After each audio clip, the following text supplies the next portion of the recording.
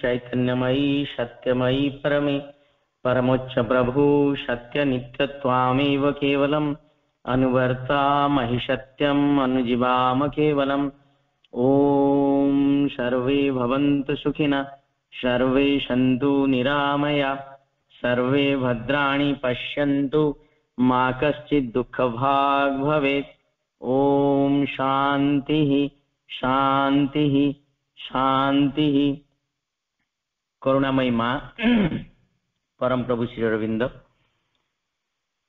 आजिर एई सांध्य अधिवेशन रे माँ स्कंदंकर पाद पद्म रे समर्पित करी आजिर जो विषय वस्तु रही ताकू आलोचना करने पूर्व मोर कुन्नी अपां को अनेक अनेक शुभेच्छा। निश्चित भाव रे आमे जो विषय वस्तु आलोचना करिबा भविष्यत से नूतन मानव जाति गठन रे जो कर्म भीतर दे आमे गति करूचे जो कर्मर आवश्यकता गुरुत्वपूर्ण भूमिका श्रीअंदंकर रूपांतर योग मांकर अतिमानस योग जहाँ भी आमे कही पारंती निश्चित भाव रे तार परिप्रकाशित हबार जो समय पाखे आसुची आमको आहुरी केते सचेतनतार सहित जो अल्प टिके ज्ञान आमर ई सीमित मन बुद्धि भीतर देई प्रवेश करुची एवं आमको धीरे धीरे आलोकित करुची मांकर अशेष करुणा तांकर कृपा बल रे आमे जो कर्म करिवा पई सामान्य टिके तांकर गुंडी चिमुसा भलिया कर्म करिवा पई जो प्रस्तुत होउचे बा करूचे ताकू आहुरी किपरि भाव रे जहा कि महाभारतर सेई युद्ध क्षेत्र ठारू आरंभ करी भगवान श्रीकृष्ण गीतार रहस्य भितरे लुचि रही पूर्वरु समस्त अवतारंक भीतर देई कर्मर जो महत्वपूर्ण भूमिका रही आमे समस्ते पंडिचेरी श्रीअंद आश्रम जाइचे बुलिकी आसीचे सेठी समस्त को प्रायतः आमे देखीचे कार्य भीतर देई किपरि भाव रे भगवान उपलब्धि करा जाई पारे किपरि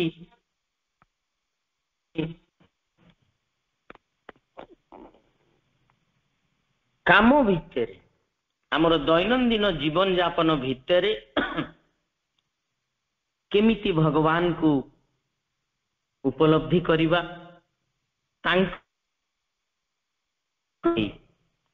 कारण श्रीअंद लिखुचंती कर्म रे सबु बेले तीनोटी विषय रही थाए प्रभु कर्मी जंत्र एगुड़िकर यथार्थ संज्ञा निर्णय करिबा कोठी निज भीतर आम भितर प्रभु किए कर्मी किए जंत्र किए सेगुड़ी को ठीक भाव रे अधिगत करिबा हेउची कर्म तथा कर्मर आनंदर गोपन रहस्य निश्चित भाव रे आमे समस्ते माँ श्रीअंदंकर अशेष कृपारू एई जीवन रे तांकु जो देखिबार सुजोग पाइचे तांकु टिके अनुभव करिवार से आमको जो सुजोग देइचंती तांको कर्म करिवार जो अगाढ़ सुजोग आमको से देइचंती तारी भितरे ज्ञान भक्ति कर्म प्रेम ये सब विषय आमे पढ़ुचे, आलोचना करुचे, जानुचे। तेणु श्रीअरविंद लिखुचंती जे जेते बेले आम भितर भगवत भावरे विकसित होई उठे, सेतबेले भगवान मध्य आम उपरे ढाली दियंती अनंत जीवनर अजस्र ज्ञान आलोक शक्ति और आनंद। तेणु प्रथमे श्रीअरविंद कहते तुमको शिखा हम कौन, भगवान जंत्र हवा पाई एवं तुम प्रभु को ग्रहण करनवा पाई। आमे समस्ते भाई माने विभिन्न अनुष्ठान रे काम करुचे, परस्पर को भल पाउचे, तथापि मध्य कर्म भितर जो आनंद रो प्रवाह, आनंद माने समस्ते जानती दिव्य आनंद बा परम प्रभुंकर सही सचिदानंद स्वरूपंकर जो आनंद कथाटी कह जाउची, बाह्य भावरे नुह अंतर्गत भावरे से पर्यंत आमे आकु अनुभव करि परिबा नाही। तेणु आमको शिखा को हम भगवान जंत्र हवा पाई, प्रभु को ग्रहण करने पाई। प्रथमे से कर्म जोगर सार तत्व विषय श्रीअरविंद कौन कहते ना, आमे महत्तर सत्य को जानी पारिबु केवल से सत्य रे वास करने द्वारा। एटा होची कर्म जोगर सार तत्व विषय श्रीअरविंद कहते आम सत्तार केन्द्रर ये जो ऊर्धायन आमे समस्ते जानिचे, आमे विवर्तन धारा रे रूपांतर प्रक्रिया रे जड़रू उद्भिद, उद्भिद रु पशु, पशुरु मनुष्य पर्यंत आसी पहुंची। या परे अति मानव आड़ को आमे जाउचे, किंतु विवर्तन धारा रे जो निश्चेतनार गर्भरे आमे आसीचे, किछि प्राणिक अंश पशुत्व बा किछि तामसिक अंश जड़त्व किंबा अंधकार अज्ञानतार मूढ़तार किछि जिनिस आमको जेमिति पछकु टाणुछि। वर्तमान आमको गोटे मन दिए जाइछि, सेति पाई से सब को जानी से ऊर्ध्वमुखी ताकू करी ऊर्ध्वर से आलोक आउ शांति को यही शरीर सत्ता भितर, प्राणर सत्ता भितर, मनर समग्र अंश को जे पर्यंत आलोकित एवं शांतिमय करा न जाइछि से पर्यंत रूपांतर कार्य आरंभ हो पारिबो नाही।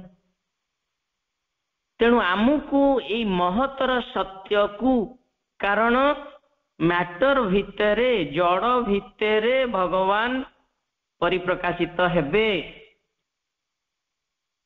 ये एक विराट कार्य। आमे आमर बाह्य जीवन भितरे जेमती भाबरे बंचुचे, अंतर्गत जीवन आमर गोटे रहिछि, दी प्रकार भितर दे आमे सब बेले चालीचे। तेणु आमको से सत्य रे वास करिबा द्वारा सत्य को सेतिकी बेले आमे जानी परिबा, से महत्तर सत्य को, अर्थात योग द्वारा मानसिक अनुभूति को अतिक्रम करी आध्यात्मिक उपलब्धि रे प्रवेश करिबा द्वारा आमको अहरह सकाळ उठिबा ठारू राति सोइबा पर्यंत, राति सोइबा ठारू सकाळ उठिबा पर्यंत आमको समस्त जो कर्म भितर दे आमे गति करूचे योग द्वारा, अर्थात से जे भितरे सत्तार केन्द्र रे उपस्थित अछंती, सेतिपाई श्रीअरविंद कहले प्रथमे तुमको शिखिबा को हबो भगवान कर जंत्र हवा पाई, तुम प्रभु को ग्रहण करि नवा पाई। ତୁମେ ଯାହାକୁ ତୁମେ ନିଜେ ବୋଲି କୁହ ସେ ବାହ୍ୟ ଜିନିଷଟି ହେଉଛି ଯନ୍ତ୍ର, ତାହା ହେଉଛି ମନର ଗୋଟେ ଢାଞ୍ଚା, ପ୍ରାଣର ଗୋଟେ ଶକ୍ତି ପ୍ରବେଗ, ଆକାର ଥିବା ଗୋଟେ ଯନ୍ତ୍ରପାତି, ସ୍ପ୍ରିଙ୍ଗ, ପେଚ, ଚକଦାନ୍ତି ଆଦି ନାନା କଳ କବ୍ଜା ଓ କାରିଗରୀ କୌଶଳରେ ପୂର୍ଣ୍ଣ ଏକ ବସ୍ତୁ। ଏହାକୁ ଦିବ୍ୟ କର୍ମୀ ବା ପ୍ରଭୁ ବୋଲି କୁହ ନାହିଁ। ଏହା କେବେ ହେଲେ ଦିବ୍ୟ କର୍ମୀ ବା ପ୍ରଭୁ ହେଇପାରିବ ନାହିଁ। ନିଜକୁ ବିନୀତ ଭାବରେ ଭଗବାନଙ୍କର ଗୋଟେ ଯନ୍ତ୍ର ବୋଲି ମାନିନିଅ, ବିନୀତ ଭାବରେ ତଥାପି ସ୍ୱାଭିମାନ ସହ, ଉତ୍ସର୍ଗ ଓ ଆନୁଗତ୍ୟର ଭାବ ସହ ଏବଂ ଆନନ୍ଦ ମନରେ ନିଜକୁ ତାଙ୍କର ଏକ ଯନ୍ତ୍ର ବୋଲି ଗ୍ରହଣ କର। ଆମେ ସମସ୍ତେ ଅପା ଭାଇ ମନକୁ ବର୍ତ୍ତମାନ ନ ରଖି ଆତ୍ମା ହେଇ ଉଠିବା ପାଇଁ ପ୍ରଚେଷ୍ଟା କରିବା। ଯେମିତିକି ଆମର ବର୍ତ୍ତମାନ ପ୍ରକୃତିର ଅପୂର୍ଣ୍ଣତାରୁ ମୁକ୍ତ ହୋଇ ଆମେ ଆମର ଯେଉଁ ସତ୍ୟ ଓ ଦିବ୍ୟ ସତ୍ତାରେ ବାସ କରୁ, ସେଇଭଳି ଭାବରେ ଭିତରେ ଯୋଗ ସେଇ ଆତ୍ମା ସହିତ ଯୋଡ଼ି ହେବା ପାଇଁ ପ୍ରଚେଷ୍ଟା କରିବାକୁ ପଡ଼ିବ। କାରଣ ସାଧାରଣ ସ୍ତର ଧର୍ମ ହେଉଛି କ'ଣ ନା, ଆମେ ସମସ୍ତେ ପୂଜା କରନ୍ତି, ଯଜ୍ଞାନୁଷ୍ଠାନ କରନ୍ତି, ଅନେକ ଦେବାଦେବୀଙ୍କୁ ପୂଜା କରନ୍ତି, ପୂର୍ଣ୍ଣ ଭଗବାନଙ୍କ ପାଇଁ ନୁହେଁ। ପ୍ରାଚୀନ ବେଦ ବା ସେତେବେଳେ ଧର୍ମର ଯେଉଁ ବାହ୍ୟ ଅଂଶଟି ବିକଶିତ ହେଇଥିଲା, ତା ଭିତରୁ ଗୀତା ମଧ୍ୟ ପ୍ରତ୍ୟକ୍ଷ ଦୃଷ୍ଟାନ୍ତ ଆଣିଛି। ଏଇ ଯୋଉ ବାହ୍ୟ ଭାବରେ ଉପାସନା, ତା ବିଷୟରେ ବି ଗୀତା କହିଛି କ'ଣ ନା, ଅନ୍ୟ ଦେବତାଙ୍କ ମାନେ ଉଦ୍ଦିଷ୍ଟ ଯଜ୍ଞ, ଅନ୍ୟ ଦେବତା ବା ଆମେ ଯାହା ଯେଭଳି ଭାବରେ ପୂଜା କରି ସବୁ ଆସୁଛେ, ସେଇ ଧାରାରେ ଆମେ କାର୍ଯ୍ୟ ବା ସେଇ ଧାରାରେ ଆମେ ଯୋଗକୁ ନେଲେ ହବ ନାହିଁ। ଆମର ବିଶ୍ୱାସର ସହିତ ଆମେ କରନ୍ତି। ଭାଗବତ ସତ୍ତାର କୌଣସି ଆଂଶିକ ଶକ୍ତି ବା ବିଭାବ ସକଳ ଲୋକମାନେ ଯେମିତି ଭାବରେ ଦେଖନ୍ତି ବା ଧାରଣା କରିଥାନ୍ତି, ସେଇ ସବୁ ରୂପ ନିକଟରେ ନିଜର ଜୀବନ କର୍ମକୁ ସାଧାରଣ ସେମାନେ ଉତ୍ସର୍ଗ କରିଥାନ୍ତି, ଯୋଉଭଳି ଭାବରେ ସେମାନେ ଦେଖନ୍ତି। ଆମେ ସମସ୍ତେ ଭଗବାନଙ୍କର ଯୋଉ ରୂପ, ଯେମିତି ମାଙ୍କ ପାଖକୁ କଲିକତାରୁ ଯେମିତି ଜଣେ ଆସିଥିଲେ, ସିଏ ତାଙ୍କୁ ଚାହିଁଲେ ମୁଁ ଆପଣଙ୍କୁ ଦୁର୍ଗା ରୂପରେ ଦେଖିବା ପାଇଁ ଚାହୁଁଛି, ଦଶହରା ବେଳେ ଯାଇଥିଲେ, ମା ତାଙ୍କୁ ସେଇ ସ୍ୱରୂପରେ ଦେଖିଲେ। ବିଶେଷତଃ ମଣିଷ ଆଉ ପ୍ରକୃତି ଭିତରେ ପ୍ରଧାନ ଯାହା କିଛି ତାଙ୍କର ଦୃଷ୍ଟି ସହଜରେ ଆକର୍ଷଣ କରେ, ସେ ସମସ୍ତ କିଛିର ଅନ୍ତର୍ଦେବତା ରୂପେ ଅଧିଷ୍ଠିତ ଶକ୍ତି ଓ ବିଭାବର ଉପାସନା ସେମାନେ କରିଥାନ୍ତି। ଯଦି ସେମାନେ ବିଶ୍ୱାସର ସହିତ ଏମିତି କରିଥାନ୍ତି, ତେବେ ସେମାନେ ସେଇ ବିଶ୍ୱାସର ଫଳ ପାଇବେ। ଆମେ ଜାଣିଛେ ଆମର ଯେଉଁଭଳି ଭାବରେ ବିଶ୍ୱାସ, ଯେଉଁଭଳି ଭାବରେ ଆମେ ମନୋଭାବ ନେଇ କର୍ମ କରନ୍ତି, ସେଇ ଅନୁସାରେ ଫଳ ପାଇବେ, ଭଗବାନ ବି ଦେବେ। କାରଣ ଭକ୍ତର ମନ ଭିତରେ ଭଗବାନଙ୍କର ଯେକୌଣସି ପ୍ରତୀକ, ରୂପ ବା ଧାରଣା ଥାଉ ନା କାହିଁକି, ଭଗବାନ ସେଟାକୁ ସ୍ୱୀକାର କରନ୍ତି। ୟାମ୍ୟାମ୍ ତନୁମ୍ ଶ୍ରଦ୍ଧା ଅର୍ଚ୍ଚତି, ଭକ୍ତର ବିଶ୍ୱାସ ଶ୍ରଦ୍ଧା ଅନୁସାରେ ତା ସମ୍ମୁଖରେ ସେ ଆବିର୍ଭୂତ ହୁଅନ୍ତି। ଆନ୍ତରିକ ଭାବରେ ଆମେ ଯେଉଁ ଉପାସନା କରନ୍ତି ବା ସବୁ ଆନ୍ତରିକ ଧର୍ମ ବିଶ୍ୱାସ ଯାହା ବି ହଉ, ଯେମିତି ଭାବରେ କରାଯାଉ ନା କାହିଁକି, ଛୋଟିଆ ଅନୁଷ୍ଠାନଟେ ଆମେ କରୁଛେ ପୂଜାର, ସମସ୍ତ ସାଧନା ଅଭିପ୍ସାର ଅନନ୍ତ ଭୋକ୍ତା ହେଉଛନ୍ତି ସେଇ ପରମ ପ୍ରଭୁ। ଯେଉଁ ଆମେ ଯଜ୍ଞ କରୁ, ତପସ୍ୟା କରୁ, ଯାହା ବି କରୁ, ସିଏ ସ୍ୱୟଂ ତାକୁ ଗ୍ରହଣ କରନ୍ତି।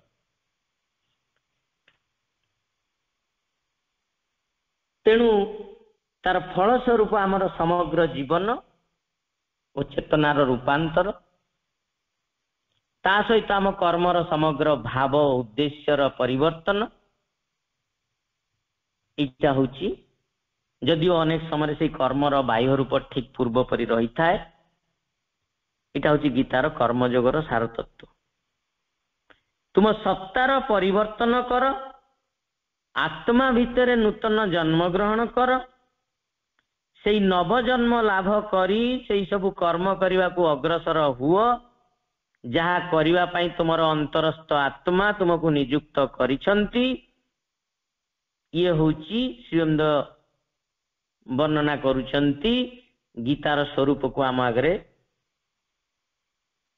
ତାର ମର୍ମ କଥାକୁ ରଖୁଛନ୍ତି। ସତ୍ତାର ପରିବର୍ତ୍ତନ କର। ଆମେ ବର୍ତ୍ତମାନ କେତେବେଳେ ସମସ୍ତଙ୍କ ଉପରେ ପ୍ରଭୁ ହେଇଯାଉଛନ୍ତି, କେତେବେଳେ ନିଜକୁ କର୍ମୀ ଭାବୁଛନ୍ତି, କେତେବେଳେ ଯନ୍ତ୍ର କଥା ଭୁଲି ଯାଉଛନ୍ତି। ତେଣୁ ମନ ପ୍ରାଣ ଶରୀର ଭିତରେ ଥିବା ଆମର ସମଗ୍ର ସତ୍ତା ଯାହା ବି ସବୁ ରହିଛି ଅସୁବିଧା, ଆମକୁ ତାରି ଉପରେ କାର୍ଯ୍ୟ କରିବାକୁ ପଡିବ, ପରିବର୍ତ୍ତନ କରିବାକୁ ପଡିବ। ଆତ୍ମା ଭିତରେ ନୂତନ ଜନ୍ମ ଗ୍ରହଣ କରିବାକୁ ପଡିବ। ସେଥିପାଇଁ ପ୍ରଥମେ ପ୍ୟୁରିଫିକେସନ ର କାମ କଥା କୁହାଯାଇଛି। ଶୁଦ୍ଧିକରଣର କ୍ରିୟା ଯେଉଁ ରହିଛି ସେଇଟା ଆମେ କର୍ମ ଭିତରେ ଦୈନନ୍ଦିନ ଜୀବନରେ ବ୍ରଶ କରିଲା ବେଳେ ହଉ, ଖାଇଲା ବେଳେ ହଉ, ଶୋଇଲା ବେଳେ ହଉ ସଚେତନ ହବା ପାଇଁ ପ୍ରଚେଷ୍ଟା କରିବା। କିଛି ସମୟ ନୀରବ ରହିବା ପାଇଁ ଚେଷ୍ଟା କରିବା। ଦିନ ଭିତରେ ଯେତେବେଳେ ବି ଆମକୁ ସମୟ ମିଳୁଛି, ଆପଣମାନେ ସମସ୍ତେ ଜାଣିଛନ୍ତି, ପଢିଛନ୍ତି, ମୁଁ ଖାଲି ଟିକେ ଟିକେ ଯାହା ପଢିଛି ତାକୁ ଆପଣଙ୍କ ଆଗରେ ଉପସ୍ଥାପିତ କରୁଛି। ଚେଷ୍ଟା କରିବା କିଛି ସମୟ ନୀରବରେ ନିଜକୁ ପଚାରିବା, କାରଣ ଭାରତୀୟ ସଂସ୍କୃତି, ଭାରତର ଶିକ୍ଷା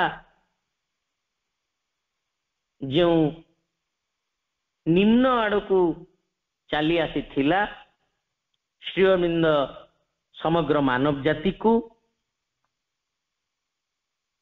ପୁଣି ଥରେ ସେ ଶକ୍ତିକୁ ଜାଗ୍ରତ କରିବା ପାଇଁ, ପୁଣି ଥରେ ଭାରତ ତାର ସଂସ୍କୃତିକୁ କେମିତି ଫେରି ପାଇବ, ତାର ଶିକ୍ଷାର ଆଦର୍ଶ କିପରି ଭାବରେ ହେବା ଦରକାର, ବର୍ତ୍ତମାନ ଆମ ସମସ୍ତଙ୍କୁ ସେଥିପାଇଁ କେତେ ଅଧିକ ପରିମାଣରେ ସଚେତନ ତାର ସହିତ କାର୍ଯ୍ୟ କରିବାକୁ ପଡିବ। ଯୋଗ ଯୁକ୍ତ କର୍ମ ଆମେ ପିଲାମାନଙ୍କୁ, ଆମର ସହକର୍ମୀ ମାନଙ୍କୁ ବା ସାଂଗଠନିକ କ୍ଷେତ୍ରରେ ହଉ, ଘରେ ହଉ, ପରିବାରରେ ହଉ, ଯୋଉଠି ବି ଆମେ କର୍ମ କଲା ବେଳେ ଶବ୍ଦର ବ୍ୟବହାର, ଛୋଟିଆ ଯଦି ଆମେ ନେବା ଗୋଟେ ଉଦାହରଣ, ଆମେ ଯୋଉ ଶବ୍ଦ କଥା କହିଲା ବେଳେ କହୁଛେ, ସେଥିରୁ ଯେଉଁ ଶକ୍ତି ବାତାବରଣ ଭିତରକୁ ଯାଉଛି, ସିଏ ବି କର୍ମଯୋଗ ଭିତରେ ବା କର୍ମଯୋଗର ଗୋଟେ ମହତ୍ୱପୂର୍ଣ୍ଣ ଭୂମିକା। ବାତାବରଣ ଭିତରେ ସେ କେମିତି କ୍ରିୟା କରୁଛି, କି ଶବ୍ଦ ଆମେ ବ୍ୟବହାର କରୁଛେ, କୋଉ ଭଳି ଭାବରେ ଆମର ମନୋଭାବ ରହୁଛି। ତେଣୁ ଏଇ ଯେଉଁ କଥା ଶ୍ରୀଅରବିନ୍ଦ କହୁଛନ୍ତି, ସେଇ ନବଜନ୍ମ ଲାଭ କରି ସେଇ ସବୁ କର୍ମ କରିବାକୁ ଅଗ୍ରସର ହୁଅ ଯାହା କରିବା ପାଇଁ ତୁମର ଅନ୍ତରସ୍ଥ ଆତ୍ମା ତୁମକୁ ନିଯୁକ୍ତ କରିଛନ୍ତି। ଶରୀର ଆତ୍ମାକୁ ଆଣିନେ, ଆତ୍ମା ଶରୀରକୁ ଧରିକି ଆସିଛି, ନିଯୁକ୍ତି ଦେଇଛି ଏଇ କାର୍ଯ୍ୟ କରିବା ପାଇଁ। ଯେମିତି ଅର୍ଜୁନଙ୍କ ମନରେ ପ୍ରଶ୍ନ ଉଠିଛି, ହତାଶ ନିରାଶ ଆସିଯାଇଛି ବା ସନ୍ନ୍ୟାସୀ ନେବାର ଯେଉଁ ଭାବ ଆସିଛି, ସେ ସବୁ ଭିତରେ ଯେଉଁ ଜ୍ଞାନର ଭିତର ଦେଇ ବର୍ତ୍ତମାନ भक्तिर भीतर देई अर्जुन को कर्म करने पाई जो जागृत कराउछंती महाभारत युद्ध भितर आमे समस्ते वर्तमान रणांगन क्षेत्र रे, कारण समय पाखे आसुची। आमको से कर्म भितर जो आनंद अनुभव करिवार समय किपरि भाव आमे से आनंद को उपलब्धि करिबा, प्रभुंकर गोटे निखुण यंत्र ही उठिबा ठारू आउ अधिक गर्व और गौरवर कथा किछि नाही। तेणु प्रथमे शिखिया को हबो केमती आज्ञा पालन करिया को हबो, पूरा पूरी आज्ञा पालन। तेणु श्रीअंद लिखिले कोन, तरबारी बाछे नाही ता केउठी आघात करिवो, तीर पचरे नाही ता केउ लक्ष्य दिगरे चालित हबो, जंत्रर स्प्रिंग गुड़िक जिद करती नहीं, सेमानकर क्रिया फल रे केउ धरणर वस्तुर उत्पादन हब। विश्व प्रकृतिर अभिप्राय ओ क्रिया द्वारा ही ता स्थिरीकृत हेइथाए। तुमको तुमर जीवन दिया हेइची भगवत कर्मर अभिव्यक्ति रे साहाय्य निमित्त। आमे सबुदिन पढ़ुचे किंतु ताकू भगवान को निकट रे समर्पित हेई किभଳି भाबरे हमकु करिबा को हबो। सचेत यंत्र, कारण विश्व प्रकृतिर गोटे अभिप्राय बा क्रिया ता द्वारा स्थिरीकृत हेइछि। आमे केउठी केउ कर्म पाई नियुक्ति हेइछे। तेणु एई दुईटी कथा को स्पष्ट भावरे थोइबा को हबो। श्रीअंद कहउचंती स्पष्ट भावरे धारणा करिबा को हबो। प्रथमे होउची कोन, ई जो ऊर्धायन महत्तर सत्य भितरे वास करिबा, यदि सत्य को जानिया पई चाहुचे सत्य रे वास करिबा को पड़िबो। ओई नव दिव्य जन्म पाई परिवर्तनर पंथा स्पष्ट भावरे एटा धारण करिया को हबो। द्वितीय रे कर्मर स्वरूप वरं कुहा जाई पारे सेई भाव जहाकू नहीं कर्म करिबा को हबो। कारण कर्मर बाह्य स्वरूप रे आदौ कौनसी परिवर्तनर आवश्यकता नहीं, यदिओ वास्तव रे यार लक्ष्य एवं परिसर संपूर्ण परिवर्तित हो जाए। आमे केउ भाव नहीं कर्मटी करूचे ताहा होची गुरुत्वपूर्ण। आम समस्त को अलग अलग प्रकार कर्म दिया जाइछि। काहाकू बासन माजिया पई दिया हैछि, काहाकू चाकरी करिया पई दिया हैछि, काहाकू चाष करिया पई दिया हैछि। बाह्य स्वरूप रे आदौ कौनसी परिवर्तनर आवश्यकता नहीं। समस्ते बसी ध्यान करिवे, समस्ते बसी गोटिए काम करिवे, तार आवश्यक सेटा परिवर्तन पई कहूना। आमर लक्ष्य कौन, आमर क्यों परिसर भितर रही आमे क्यों भाव नहीं केमिति भावरे चिंता करी केमिति भावरे कल्पना करूचे, क्यों लक्ष्य दिगरे आमर कर्म को नहीं आमे बंचुचे, सब किछि ता उपर निर्भर करू। तेणु कर्म पाई ज्ञानर आवश्यकता रही। रणभूमि भूमिर लीला रे ही श्रीअंद कहउचंती, रणभूमिर लीला रे ही तरबार आनंद। तीरर उल्लास पाई साई शब्द करी छुटी चलिबारे, महाशून्य रे चका मोहरी काटी घुरी बुलिबारे ही पृथ्वीर आनंद। तेणु तुमे निजे मध्य नियोजित होइतिबा कर्मरु आनंदर रस आस्वादन कर।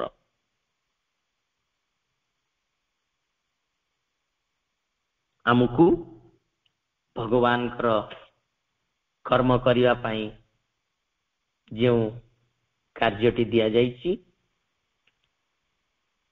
तांको निकट रे समर्पण रे आमर समस्त कर्म समस्त प्रयास हवा दरकार। भक्ति माध्यम देकी କାରଣ କର୍ମ, ଭକ୍ତି, ଜ୍ଞାନ ଏ ସମସ୍ତ ପରମଙ୍କର ପ୍ରେମ କୁ ନେଇ,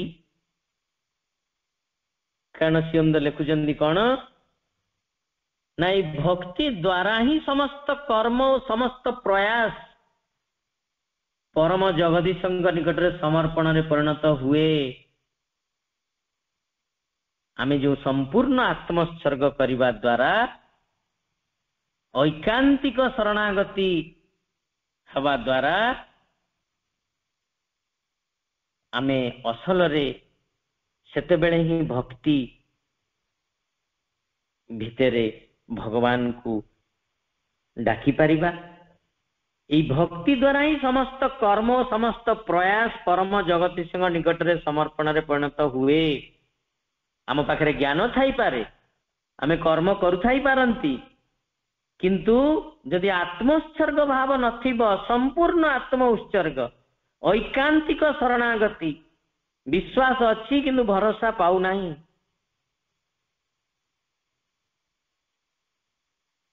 ତେଣୁ ଭଗବାନ କହୁଛନ୍ତି କଣ, ତୁମେ ଯେଉଁ କର୍ମ କର, ଯାହା ଭୋଗ କର, ଯେଉଁ ଯଜ୍ଞ କର, ଯାହା ଦାନ କର, ତପସ୍ୟା ଓ ଆତ୍ମାର ଇଚ୍ଛା ବା ପ୍ରୟାସରେ ଯେତେ ଶକ୍ତି ବିନିଯୋଗ କର, ସେ ସବୁ କିଛିକୁ ମତେ ହିଁ ସମର୍ପଣ କର।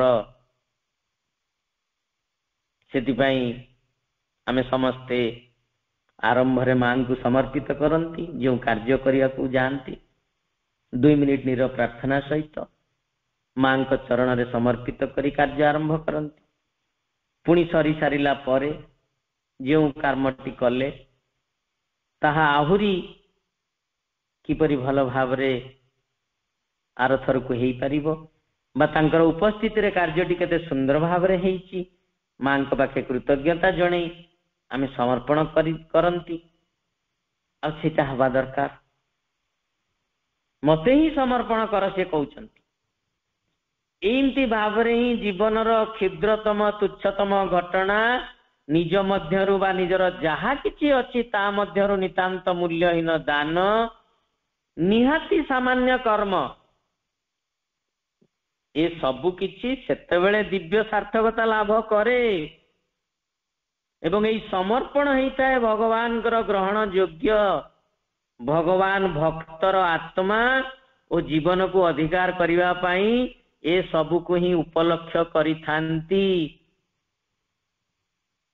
କିପରି ଭାବରେ ଆମେ ମନୋଭାବ ନେଇ କାମ କରୁଛେ, କିପରି ଭାବରେ କର୍ମ ଭିତରେ ଆନନ୍ଦ ପାଉଛେ କି ନାହିଁ, କେମିତି ଭାବରେ ପ୍ରଭୁଙ୍କ ପାଖରେ ସମର୍ପିତ ହେଇ କିପରି ଭାବରେ ସମ୍ପୂର୍ଣ୍ଣ ଆତ୍ମ ଉତ୍ସର୍ଗ ଐକାନ୍ତିକ ଶରଣାଗତ ହେଇ ଯନ୍ତ୍ର ଭାବରେ ତାଙ୍କର କାର୍ଯ୍ୟ କରୁଛେ, ନିଜକୁ ଭଗବାନଙ୍କର ଶ୍ୱାସ ପ୍ରଶ୍ୱାସରେ ବହିଯିବାକୁ ଛାଡି ଦଉଛେ ନା ଝଡ଼ ଆସିଲା ସମୟରେ ଅନ୍ୟତ୍ର କୁଆଡେ ଉଡି ପଳେଇ ଯାଉଛେ। ଆମକୁ ଝଡ଼ ଆସିବା ସମୟରେ ମଧ୍ୟ ଗୋଟେ ପତ୍ର ପରି ହେଇଯିବାକୁ ପଡିବ। ଝଡ଼ ଅର୍ଥାତ ଭଗବାନ ତାଙ୍କ ଶ୍ୱାସ ପ୍ରଶ୍ୱାସରେ ଆମକୁ ଯୋଉ ଆଡେ ନେଇଯିବେ ଆମେ ସେଇ ଆଡେ ଯେମିତି ଚାଲି ଯାଇ ପାରୁଥିବା। ତାଙ୍କ ହାତରେ ନିଜକୁ ଛାଡି ଦିଅ, ଆଘାତ କରିବା ପାଇଁ ଉଦ୍ୟତ ଗୋଟେ ଖଡଗ ପରି ଓ ନିଜ ଲକ୍ଷ୍ୟ ଭେଦ ପାଇଁ ଛୁଟି ଚାଲୁଥିବା ଗୋଟେ ତୀର ପରି ହେଇ ଉଠ। କିନ୍ତୁ ଆମେ ଯୋଉ ଇନ୍ଦ୍ରିୟକୁ ନେଇକି ବାହ୍ୟ ଭାବରେ ଜୀବନ ଯାପନ କରୁଛେ, ଯେଉଁଭଳି ଭାବରେ ଆମେ କାମନା ବାସନା ଦ୍ୱାରା, କାରଣ ଯେ ପର୍ଯ୍ୟନ୍ତ ମନ, ବୁଦ୍ଧି, ଅହଙ୍କାର, ବିବେକ, ପ୍ରାଣର ନିମ୍ନଗତ କାମନା ବାସନା, ଜଡର ତାମସିକତା, ଏ ସମସ୍ତ ଭିତରେ ସେଇ ଊର୍ଦ୍ଧ୍ୱର ଶକ୍ତି ଏବଂ ଆଲୋକ ପ୍ରବେଶ ନ କରିଛି ସେ ପର୍ଯ୍ୟନ୍ତ ଆମେ ସବୁବେଳେ ଟଳମଳ ଅବସ୍ଥାରେ ହୁଏତ ଦୋଳାୟମାନ ହେଇଥାଇ ପାରନ୍ତି, କିନ୍ତୁ ଯଦି ଆମେ ଏଇ ଜ୍ଞାନ ସହିତ କର୍ମ କରିଥିବା, ଚେଷ୍ଟା କରିବା ସମର୍ପିତ ଭାବରେ ମାଙ୍କୁ ଆବାହନ କରି କାର୍ଯ୍ୟ କରୁଥିବା, ସେତେବେଳେ ସବୁ ଭେଦ ଦୂର ହେଇଯିବ। କର୍ମର କୌଣସି ଶୁଭ ଫଳ ଲାଭ ପାଇଁ ଉତ୍କଣ୍ଠା ଆଉ ସେତେବେଳେ ନଥାଏ। अशुभ फल पाई मध्य कोनोसी विमुख भाव न थाए। समस्त कर्म समस्त फल से परमंक निकट रे अर्पित हेई थाए। जिए जगतर समस्त कर्म समस्त फलर चिर अधिकारी। सुतरां आउ कोनोसी कर्म बंधन रहे नाही। कारण गोटे अनन्य आत्म समर्पण फल रे अहंगत कामना हृदय मध्यरु अदृश्य हुए एवं जीव आभ्यंतरण संन्यास द्वारा स्वातंत्र परिहार करी भगवान का सहित संपूर्ण मिलित हेई थाए। तेणु वर्तमान गुरुत्वपूर्ण समय आम समस्तंकु मां को ऊपर निर्भरशील है, मां को पाखरे समर्पित है कार्य किपरि भावरे करिबा। कारण नलिनीकांत गुप्त जहाँ लिखिचंती जे मां थिबा समय रे आमको कौन सी प्रकार चिंता करिया को पड़ू नथिला। सबु किछि सिए तांको ऊपर को नहीं जाउथिले। किंतु टिके पछकु से चली जाइचंती कारण तांकर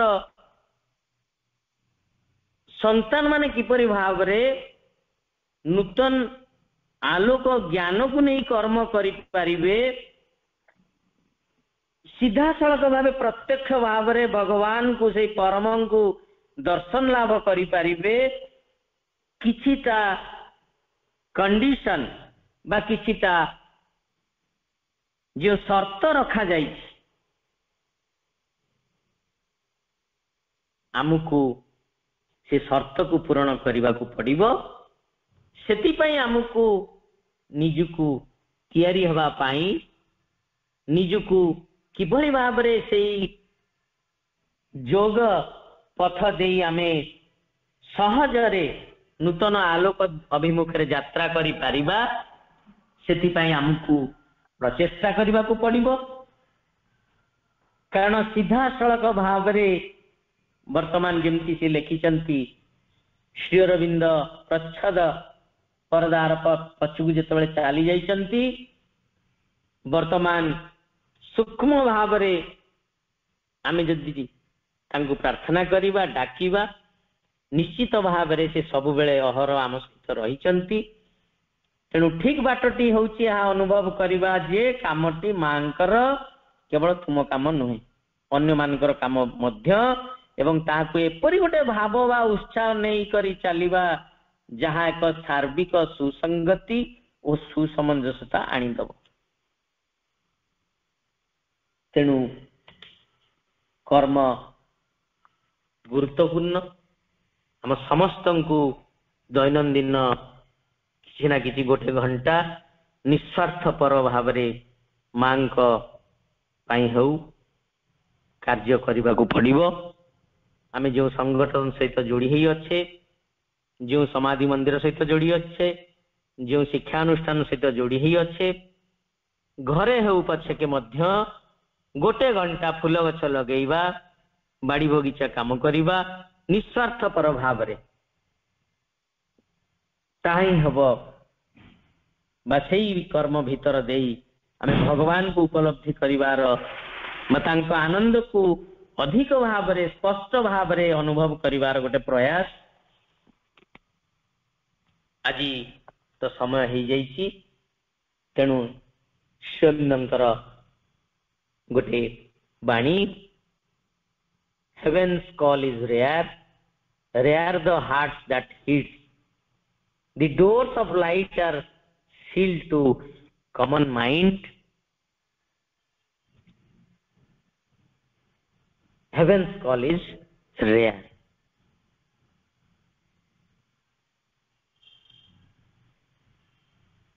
एतिकिरे मु मोर वक्तव्य शेष करुची। समस्त को अशेष धन्यवाद। मां का चरण रे अशेष कृतज्ञता। आपण माने सुजोग देइथिबारु मोर साम्य जहाँ भी अल्प किछि मां को कृपा जानिछि ଆପଣଙ୍କ ଆଗରେ ପରିପ୍ରକାଶ କଲି। ମାଙ୍କ ଚରଣରେ ସମର୍ପଣ କରି ଆଜିର କାର୍ଯ୍ୟକ୍ରମକୁ ମୁଁ ଏଠି ଶେଷ କରୁଛି। ବନ୍ଦେ ମାତରମ୍।